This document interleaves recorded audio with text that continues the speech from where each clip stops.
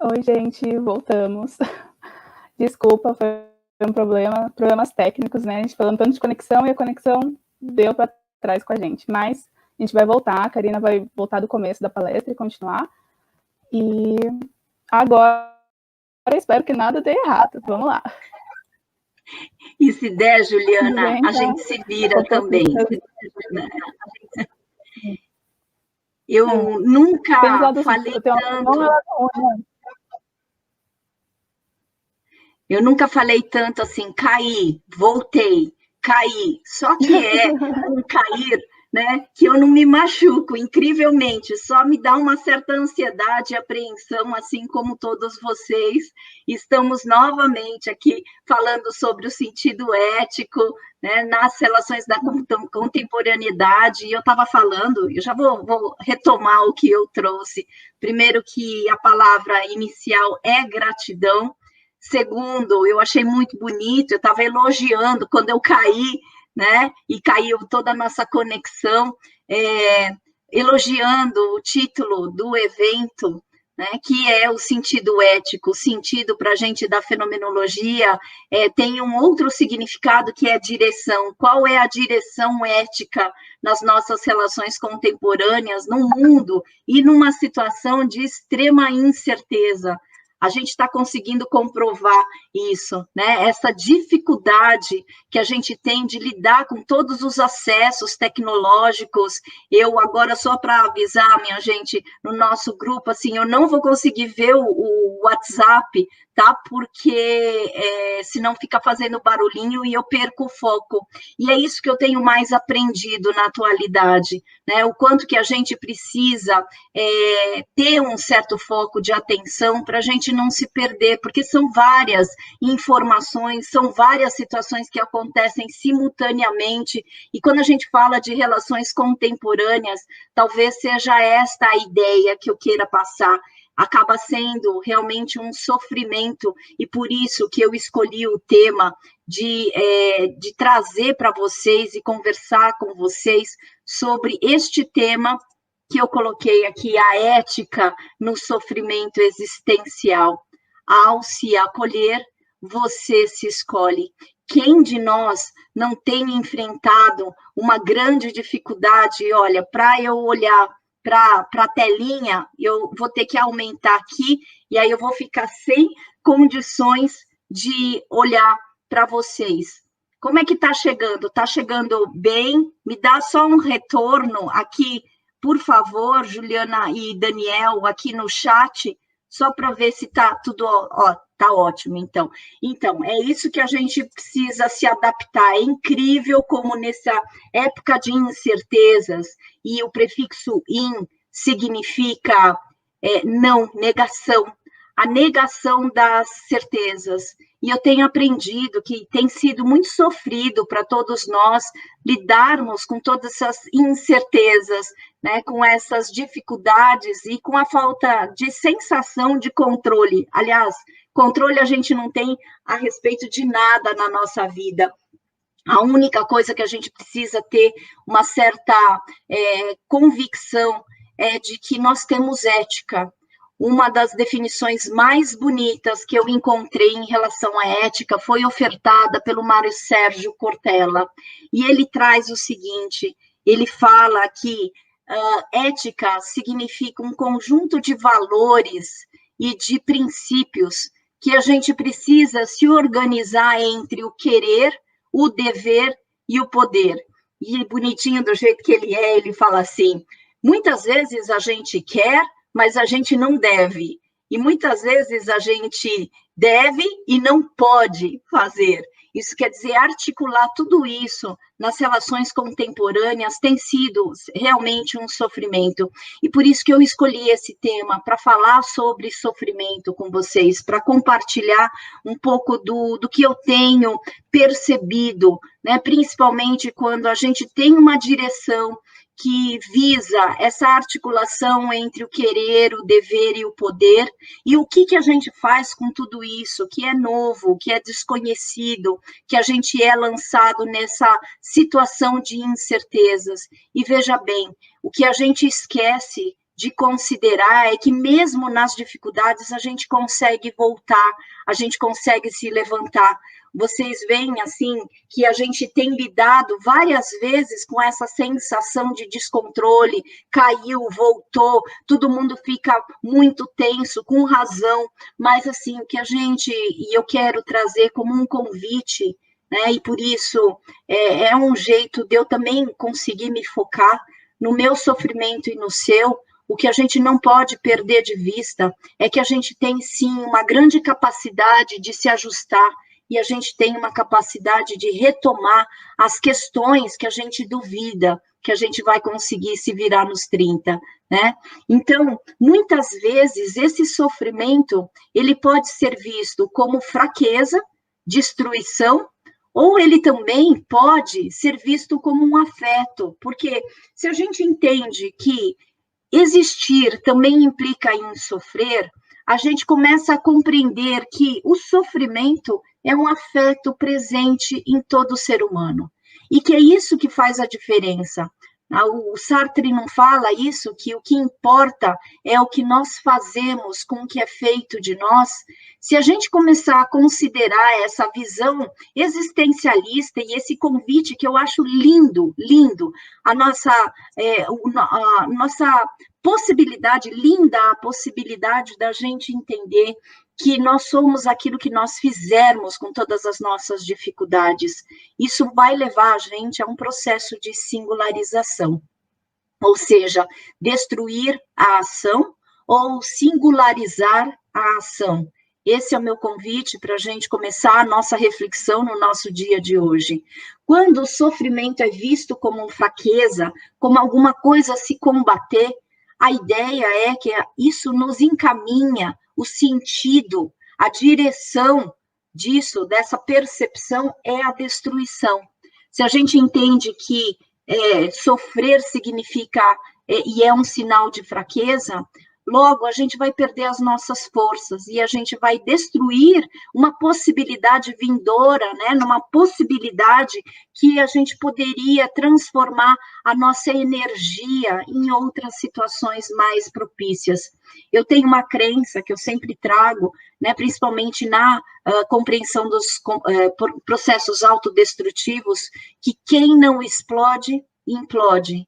Isso quer dizer que a gente, muitas vezes, principalmente em se tratando de sofrimento, o que mais a gente precisa fazer e se comportar e direcionar as nossas ações para a gente encontrar formas de escoamento, formas, né, e válvulas de escape que não nos façam explodir em doença ou implodir em suicídio. E aí, então, quero trazer para vocês uma história que eu ouvi quando eu participei de uma das reuniões do Núcleo dos Cuidados Integrativos do Hospital Sírio-Libanês. O meu amigo Plínio Kutaiti, quando eu estava adoecida, eu fui fazer reiki com o Plínio. Eu o conheci quando a gente dividiu um curso, que é o curso da tanatologia, do pessoal da medicina, da USP. Então, eu tive a grata satisfação de conhecer o Plínio, que hoje é um dos professores da pós-graduação em suicidologia. O Plínio contou nessa reunião uma coisa que foi inesquecível para mim. Ele falou que um dos pacientes dele perguntou: "Ô Plínio, você sabe como matar sapo?" E aí, então, o Plínio falou: não sei, me conta. E o paciente começou a contar que para a gente matar um sapo, a gente precisa colocá-lo em uma água fria, que é o habitat natural, e a gente coloca o fogo baixinho, né? E liga baixinho, e ele vai morrendo sem perceber. E aí o Plínio faz uma aproximação que eu achei lindíssima, que ele fala que isso significa o processo de estresse. Muitas vezes a gente não se dá conta de que a gente está morrendo. Por quê? Porque a gente é colocado num habitat que a gente conhece. Lindamente, eu contando essa mesma história que eu estou contando para vocês com o pessoal de Cascavel, que eu também tenho a felicidade de ser professora lá do curso de Fenomenologia Existencial da Kleina, e uma das alunas falou: "Professora, mas você sabe o que realmente mata o sapo?" Ela falou: "O que mata o sapo é porque o sapo tem uma necessidade de adaptação. E quando a água vai esquentando, ele gasta energia para que o corpo dele esteja na mesma temperatura que a água, que ficou quente. E aí esse gasto de energia é o que mata. Na verdade, eu achei linda, linda esta história, falando de sapo, nesta manhã, né? Mas o que eu estou falando? Quantas e quantas vezes a nossa necessidade de adaptação faz com que a gente perca muita energia, porque a gente quer se adaptar. E isso faz muito sentido quando eu trago uma crença, que eu sempre também trago na maioria das minhas compreensões, né, do processo autodestrutivo, é que quanto mais a gente quer entrar numa forma, mais a gente perde a nossa forma. De vez em quando vocês estão vendo que eu estou diminuindo e colocando na tela, porque eu estou tentando me adaptar, e isso é um gasto de energia, para olhar se vocês ainda estão aqui na telinha, porque tudo que eu vejo é o meu PPT, né, em tela cheia. Então, muitas vezes, quando a gente quer se adaptar e a gente quer se ajustar a formas, a gente perde a nossa forma singular. E a gente perde a oportunidade de ter uma certa fluidez. Quando a gente é interrompido na nossa fluidez, é isso que eu chamo de processo de morrência. Processo de morrência, para mim, acontece quando a gente é pega, né, ou a gente é inundado pelo sofrimento. Quando a escuridão vem tomando uma parte grande da gente, e aí, então, começam os processos autodestrutivos, que eu defino como atos de comunicação de uma dor sentida e não consentida, e que são interditos, e que ainda não puderam ser comunicados. Lembra quando eu falei para vocês que muitas vezes, se a gente não explode, a gente implode? Né? Então, a gente entra numa crise, né? E o sofrimento é uma crise que faz com que a gente precise maneiras de gerenciar. Então, é isso que eu trago a proposta do programa RAISE. O programa RAISE é o resultado do meu pós-doutorado, visando principalmente os principais cuidados e intervenções nos casos de pós-venção, nos casos de suicídios, né, e nos casos de luto por suicídio.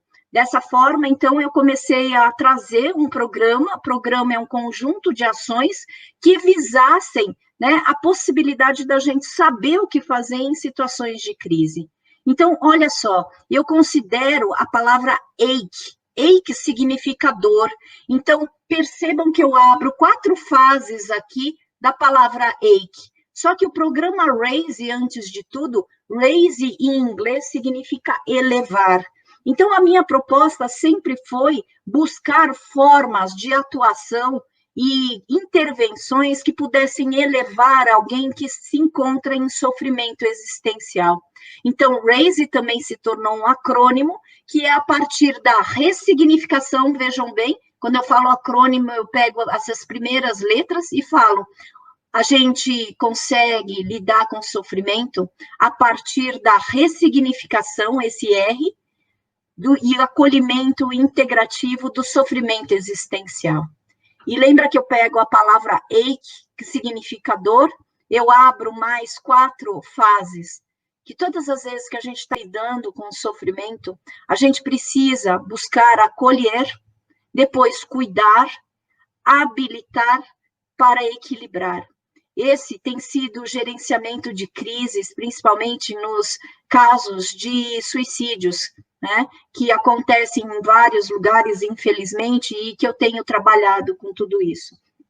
Agora, quando, então, o sofrimento ele vira singularização, ele nos permite a uma ação que pode trazer e buscar, né, e ofertar uma singularidade, quando ele é acolhido. Eu gosto muito de falar que o sofrimento que é acolhido, ele tem muitas forças e tem um grande potencial da gente conseguir transformar a dor em amor. E é isso que realmente eu tenho como proposta de programa de ações, da gente poder singularizar. Gosto muito da ideia, então, do acolhimento. Lembra que essa é a primeira fase que eu coloquei do programa RAISE, acolher. Então, trouxe algumas frases que eu tenho utilizado bastante, como quase mantra, né? Como mantras ou como crenças, porque lembra também que eu falo que a proposta é a gente ressignificar, né, as nossas percepções. O acolhimento é o que sedimenta o solo que foi fragmentado pela dor. E que são os tombos que nos ensinam a levantar. Quantas vezes a gente cai e a gente fica assim? Eu imagino que Juliana, né, a Lia, a Rosane e o Daniel, tá todo mundo assim, apreensivo, com razão, eu também, tá? Porque eu ainda não olhei se eu continuo aqui na telinha, mas eu estou considerando que eu continuo com vocês. E é isso, né? Quando a gente, olha, eu esqueci aqui um S, mas é de responsabilidade existencial, que significa para a gente, principalmente, para Gestalt, né, é uma habilidade para a gente encontrar respostas. E é nosso dever recuperar as nossas vidas. Eu posso te falar assim, apesar da apreensão, apesar das incertezas, quando a gente sabe que a gente precisa resgatar e que ninguém vai fazer pela gente o que a gente precisa fazer, a gente começa a entender qual é o nosso sentido de vida. Eu gosto muito dessa compreensão do Dalai Lama. Ele fala o seguinte: uma vida satisfeita é melhor que uma vida bem-sucedida, porque o nosso sucesso é medido pelos outros, mas a nossa satisfação é medida pela sua própria alma, mente e coração. Quando a gente fala do sentido ético no sofrimento existencial, e a gente traz um convite para que você se alinhe e você faça a sua conexão, não com aquilo que é bem sucedido e com reconhecimento alheio, mas que você possa se atrelar e se conectar realmente com a sua alma, com a sua mente e com o seu coração. Isso talvez te traga um acolhimento. Então, quando eu trago tudo isso, de você fazer uma conexão com a sua alma, com o seu coração e com a sua mente, é você se ancorar na sua própria história. E quando você se ancora na sua própria história, você aprende a se respeitar na sua dor e se acolher com amor. Esta é a ideia que talvez eu queira te convidar nesta manhã, né, que você possa realmente entender que a vida, né, ela traz muito sofrimento, mas que a gente tem que ser artista, né, no sentido, eu gosto muito desta frase do Artaud, que ele fala o seguinte: nunca ninguém escreveu, ou pintou, esculpiu, ou construiu, inventou, a não ser para sair do inferno. Por que eu estou trazendo isso? Muitas vezes, quando a gente enfrenta o sofrimento, e sofrer significa também existir, e existir inclui o sofrimento, a gente precisa se tornar artista, né? Porque, inclusive, o PHG, Peirce, Heffernan e Goodman, eles trazem que uma das formas da gente lidar com os conflitos e com as desarmonias e provavelmente com o sofrimento, é que a gente tem que se lançar aquilo que eles denominaram como desprendimento criativo.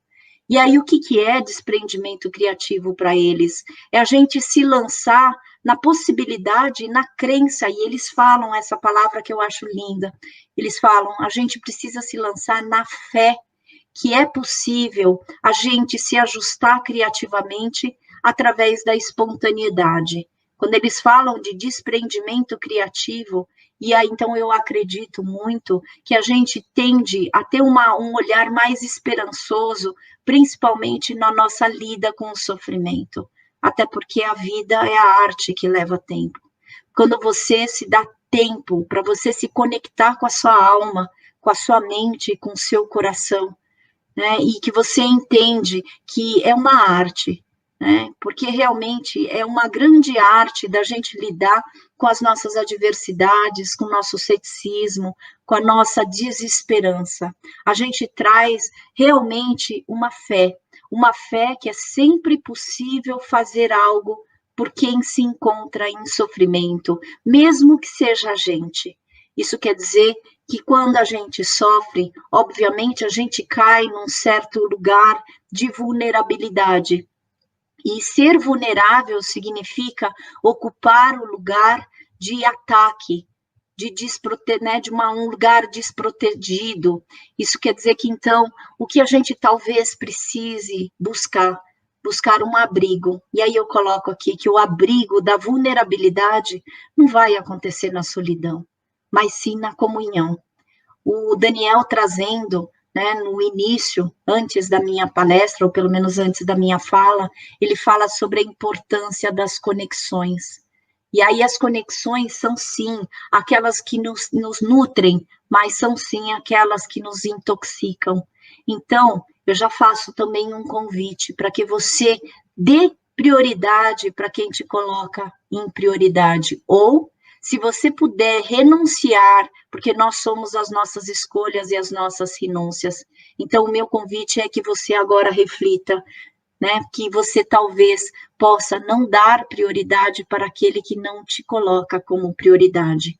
Porque muitas vezes o gasto de energia, lembra daquele sapo que morre, né, porque ele quer se adaptar. Muitas vezes a gente tenta ser amado por quem não nos ama.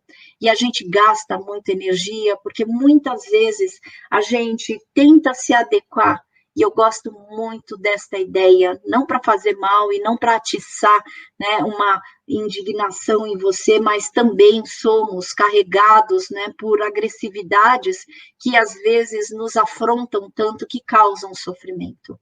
E aí, então, eu acho muito bonito, né, porque quando está escrito aqui, ela está leve, já não carrega mais o peso que não era seu, é quando a gente percebe que muitas vezes as pessoas que nos odeiam, as pessoas que nos intoxicam, querem nos enterrar, mas mal sabem eles que a gente é semente. Isso é muito forte, eu entendo que seja muito forte, mas é para que você possa entender que existe em você uma força e um potencial que diz respeito só a você, diz respeito à sua capacidade de atribuir uma medida justa para o seu sofrimento. Então, por isso que eu trago que o sofrimento depende da intensidade que você atribui a ela. A intensidade dos seus sentimentos não deve ser maior do que o seu próprio sofrimento. E eu amo de paixão essa frase, eu tenho falado constantemente essa frase, né, que é do Avicena: a imaginação é a metade da doença, a tranquilidade é a metade do remédio, e a paciência é o começo da cura. Isso quer dizer, quando a gente é convidado a se conectar, mesmo desta forma virtual, né, com muita apreensão, se a gente vai cair, se a gente vai continuar, mas o que importa é que a gente está juntos.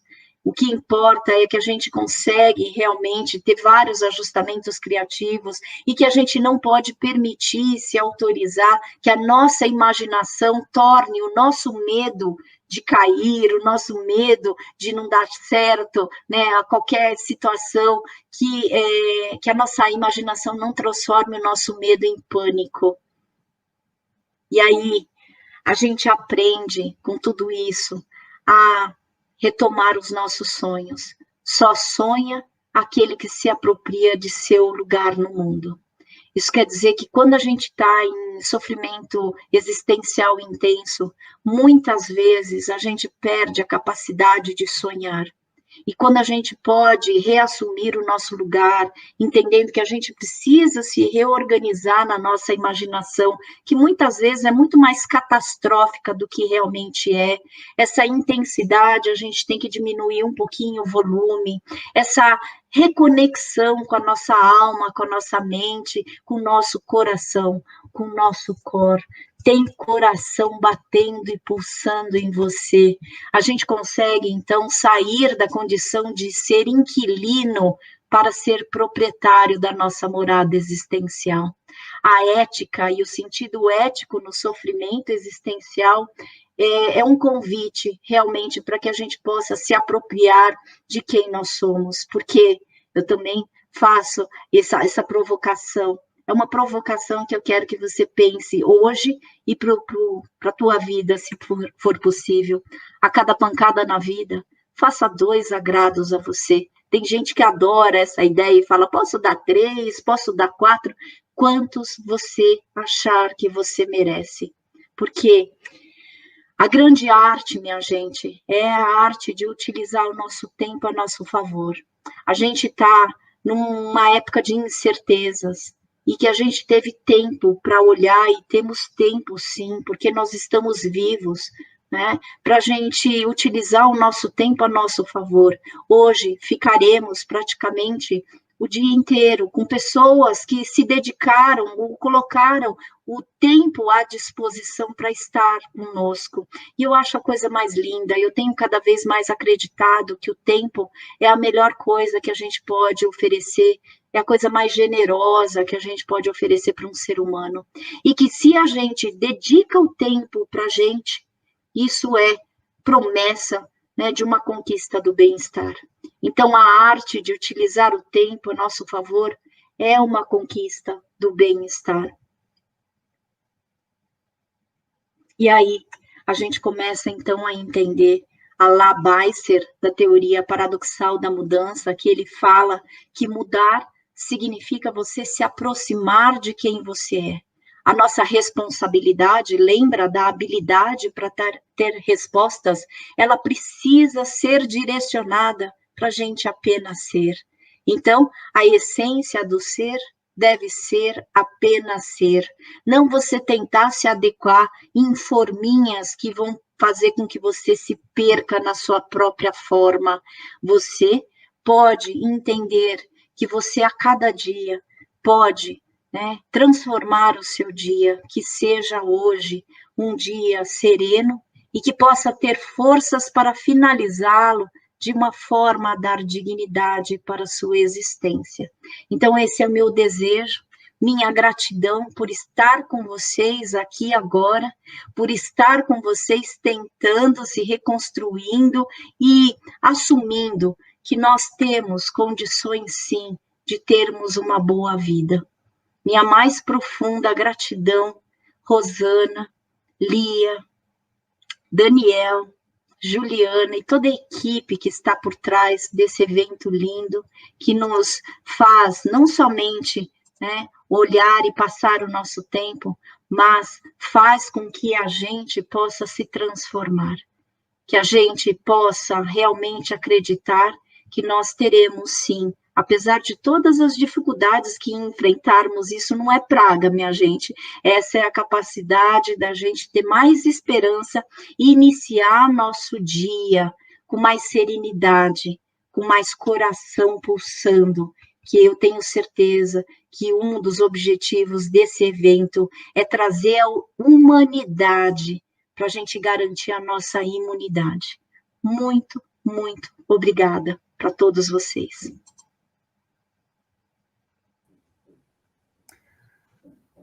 Karina, eu vou ficar aqui, eu ia falar alguma coisa, mas eu só vou compartilhar os suspiros dos nossos ouvintes aqui, porque depois desse brinde, dessa celebração à vida, esse convite por nós nos apossarmos aí da nossa morada existencial, não tem muito o que falar, só mesmo agradecer, te encher de beijos, abraços e corações. Eu quero ver se o pessoal tem alguma pergunta aqui, gente. Vocês que estão aqui com a gente acompanhando, coloquem as suas perguntas aqui que eu passo para a Karina. A gente tem ainda um tempinho, né? Temos. Eu tentei fazer, né, uma coisa breve para a gente fazer essa conexão na manhã de hoje. Acho demais isso. Acho que essa possibilidade é muito... isso é muito bom. Bacana. Tem um monte de gente aqui falando, olha, fantástica, perfeita, amei, mas que fala maravilhosa, obrigado, muito obrigada. Ó, vou ler os comentários do pessoal. Passaria o dia todo ouvindo a Karina, a Jenny falou também, passaria, viu?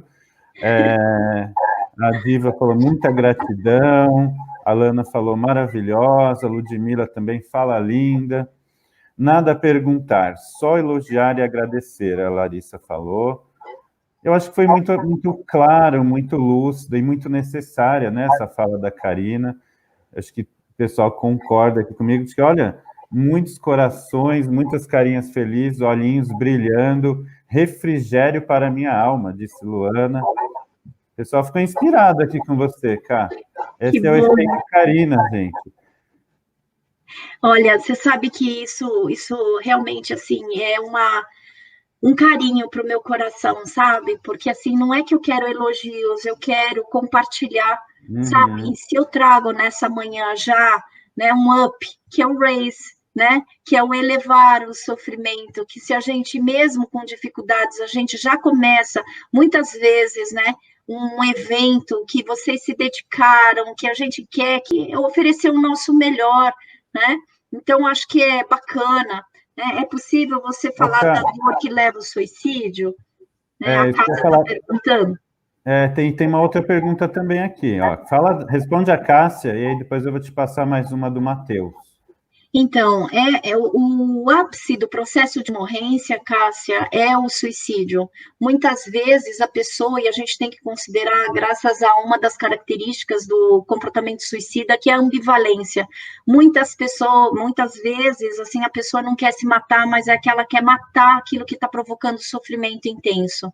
Isso quer dizer que a gente sempre precisa ser muito cuidadoso para não ser reducionista, tentando entender qual foi esse sofrimento e, obviamente, quando alguém, né, existe um suicídio consumado, a gente vai lidar com a ideia de que a verdade foi embora com aquele que se matou. Isso quer dizer que, assim, a gente nunca vai conseguir saber certamente o que estava em termos de sofrimento, porque sofrimento para você é diferente do sofrimento para mim e de muitos de nós, né? Então, assim, a gente tem que ser muito respeitoso. O que a gente precisa entender é, assim, essa pessoa, certamente ela estava contando e comunicando, por isso que eu trago essa ideia de que o suicídio é um ato de comunicação de uma dor sentida e não consentida, e que a verdade foi embora com aquele que se matou. Karina, o Matheus perguntou aqui, como posso desenvolver minhas potencialidades mesmo em sofrimento? A primeira coisa, Matheus, eu acredito que é olhar para a sua ferida. Se eu falo para você, isso também é uma ideia, o primeiro passo é a gente, por mais difícil que seja, eu gosto muito de uma técnica que se chama a técnica Kitsung, e a técnica consiste que o imperador japonês, ele mandou para um artesão um pote todo rachado, e o artesão, ele devolve esse pote, né, preenchido nas fissuras e nas fragmentações, devolve com ouro. Então, é colocar ouro, e essa foi a mesma analogia quando eu escrevia meu livro chamado Perdas no Desenvolvimento Humano, que foi a minha dissertação de mestrado. Eu utilizei essa crença de que muitas vezes a gente entende que as nossas fragmentações são as nossas perdas, e quem não sofre em perdas.